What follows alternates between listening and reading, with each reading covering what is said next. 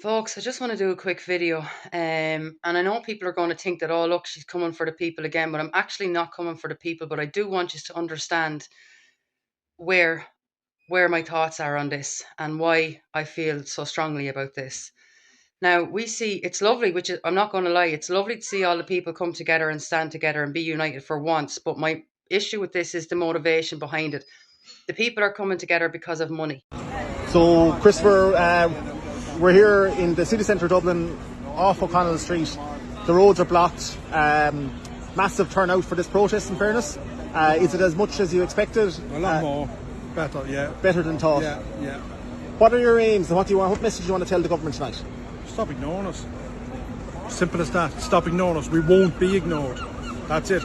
We're not asking for anything outrageous. We want to be able to afford to buy diesel. We're producing food. You know what I mean? There's money for everybody. Yeah. We need some of it. There's money for everybody. Yeah. We need some of it. Now, it's not because of the agenda at play or how our country is being destroyed from within. It's all because of money. Now, these truck drivers, farmers, hauliers, they all say that they're doing this for the people, but I don't know if I trust that, because when in history have we ever seen the farmers or lorry drivers or hauliers ever, or contractors, ever come out and stand with the people for the people? They've only ever come out when it suited them and things weren't going wrong for them. They've never actually stood with the people for the people. Morning everybody, bank holiday Monday morning.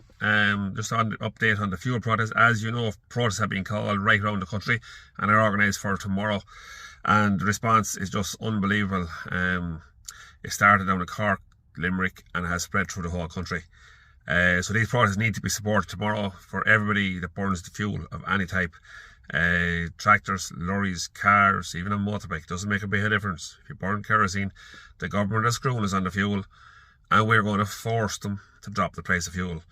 The main demands are, we can work with green diesel at 90% plus VAT, and we'll work with white at 140 plus VAT. So we are going to ask the government to subsidise fuel if they have to, because if they don't, the house building is finished, the economy is finished, the men are going on the dole. Lorries are being parked up, men are going broke. So I'm pleading with the government to wake up, don't ignore the protest tomorrow, and please do the right thing for the country and reduce the price of fuel, because from what we're hearing, the house building game is over as it stands, because the price rise in materials and diesel used on sites is just making houses unaffordable to build. So if the house building crashes, then the country is in major recession. If the government reduces the fuel price, we will avoid a recession. And that's how simple this is. And a recession is not good for the country. So if you know a TD, put pressure on them and tell them to wake up and drop the fuel price. Protests everywhere tomorrow. It's going to be massive. At this stage, I think there's heading for 23 or 4 towns going to be blocked down tomorrow with protests. I think Cork County alone has 9 organised now at this stage down there. They're unbelievable down there. There's contractors in Cork putting out 25 tractors onto the road there tomorrow because they can't afford to stay working for farmers who can't afford to pay them. Now, the government are also in talks with the EU to lower the EU energy tax, but it's only to lower the EU energy tax for the farmers, contractors and the hauliers. And this is why the IRHA stepped away from this protest, because they knew that the government were in talks with the EU to get this lowered for them. So they didn't want to be seen attached to this protest in case it stopped them getting their package. Now, we see Micheál Martin come out today and talk about the package, the energy package, which is the talk that he's in with the EU to get reduced for the lorry drivers, the hauliers and the contractors. It's not for the ordinary people. So everyone else is going to be left footing the bill. I mean, our carbon tax was raised last night, from 12 o'clock last night from onwards now. It's now €71 per 100 tonne of CO2 emitted. So, like, the carbon tax has been risen. The government do not care about the people. They never have cared about the people. And if these contractors and lorry drivers and all were genuinely here for the people, they would be standing up against this digital decade policy that the government's after bringing in, because this is where our country is going. I mean, none of the lorry drivers are currently talking about the CAV thing that's going to be what's the word I'm looking for? you know what I'm trying to say, implemented. That's the word. Sorry. None of the lorry drivers are talking about that now. The CAV is the connected automated vehicles, which is the AI lorry AI drivers. Are going to be driving lorries, buses, trains, taxis, you name it. They're going to have AI driving these things, so they won't need lorry drivers anymore. I mean, this is where everything now is starting to make so much sense to me, because the digital wallet, everything goes back to the digital wallet. If you read this digital decade policy that the government are after bringing out, it's it's bringing in AI healthcare, it's bringing in HSE now of a health app. Everything is going to be brought digitally, but you need the digital wallet to introduce, to be able to access any of these services, to be able to use anything in our country. You're going to need the digital wallet. Now, they're going to tell you it's not mandatory, but then if you want to access any services in this country, you're going to need the digital wallet. But we don't see any of the lorry drivers, we don't see the farmers talking about the digitalisation, because we know a majority of the farmers in this country have already accepted the digitalisation of their industry and are now using half of these apps. So my fear is when the government come out and give this energy pact program thing, that they're going to come in and cut the feckin' costs for these people, they're going to all disappear home, and the ordinary people are going to be left foot the bill. I mean, everything is connected now. This is why the Children's Hospital hasn't even been opened yet either, because this is going to be the world's first hospital that's fully digitalised. Now, they're going to have EMHRs, that it's the first electronic medical health records ever, where it's going to be completely electronic. They're going to have robots in there as well to dispense the tablets.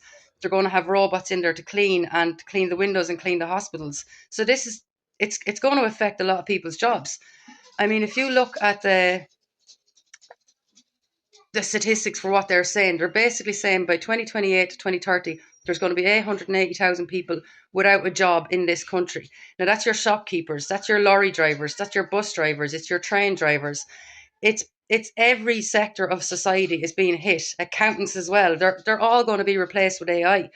But yet we don't see any of these people out there speaking with this protest about any of this. They are all speaking about their own pockets and being hit and the money that they're down. So I'm concerned about when the government come out with this announcement, they're all just going to disappear, and then it's us, the ordinary people, who are going to be left with this bill, which is what we already see right now. I mean, the amount of data centres that we have in this country, and by 2030 it's going to be 30% of our total electricity in this country that's going to be given to data centres. But we're the ones footing the bill for that. And again, it's all complete silence from all these organisations and people who are out protesting today and yesterday.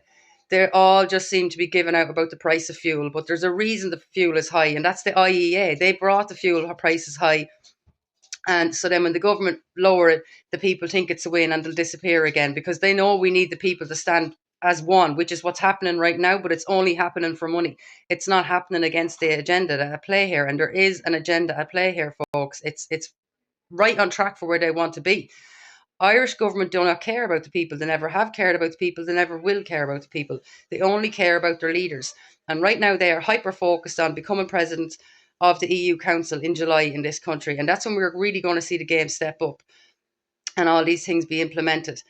I mean, we have a chance if we really want to stop this by coming together and shutting the country down. We don't need to do all these mad protests. We just need to stop giving them revenue. But as it stands now, these drive slow protests that they're all doing, the government are sitting back laughing because it's creating more revenue for them. I mean, with the fuel prices hikes now already, the government they're making between a 35 and 38 million estimated per week with the fuel rises. So all these slow drive protests, they're just creating more revenue for the government. They're sitting back laughing. They're not going to stop you from doing this because it's making more revenue for them. And that's all government care about, revenue and data. They don't care about the people. But they do know that we need the farmers, we need the lorry drivers, we need the hauliers and contractors to all stand with the ordinary people if we want to bring change. So this is why the government are in talks with the EU to suit the IRHA to get this contract, to get this prices lowered for them, but not the ordinary people, and they'll all disappear again. This is what's going to happen. I mean, it's clear as day. It's all scripted. Everything is all documented and there for people to see. Why are none of them talking about the CAV? None of them are talking about any of the digitalisation that's being brought to their sectors of society. They only seem to care about their pockets being hit. And this is my frustration. Yes, it's brilliant to see people come together, but they're coming under the wrong motivation. They're coming because of money. Money is, it's not, do you know what I mean? It's not going to stop anything.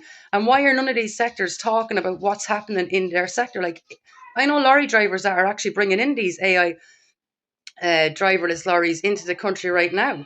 Ireland is leading the digitalisation aspect of this. I mean, the government are already talking about bringing in an AI sector for the Irish government. That's in progress right now. I mean, everything now is so connected with the digital wallet, and if this is all being rolled out while we're all fighting over the prices of fuel, it makes no sense to me. We need to get our priorities right and realise that the government have an agenda at play, and until that agenda at play is done, this is not going to change. So people really need to get serious now and understand that the government don't care about the people. They care about the revenue, they care about data, but they do not care about people blocking motorways. The motorways have been blocked for a very long time in this country. So folks, please read the digital decade policy that's coming into place right now, and it's being implemented as we speak, because people, you really need to understand we're walking ourselves right in the back door of this trap.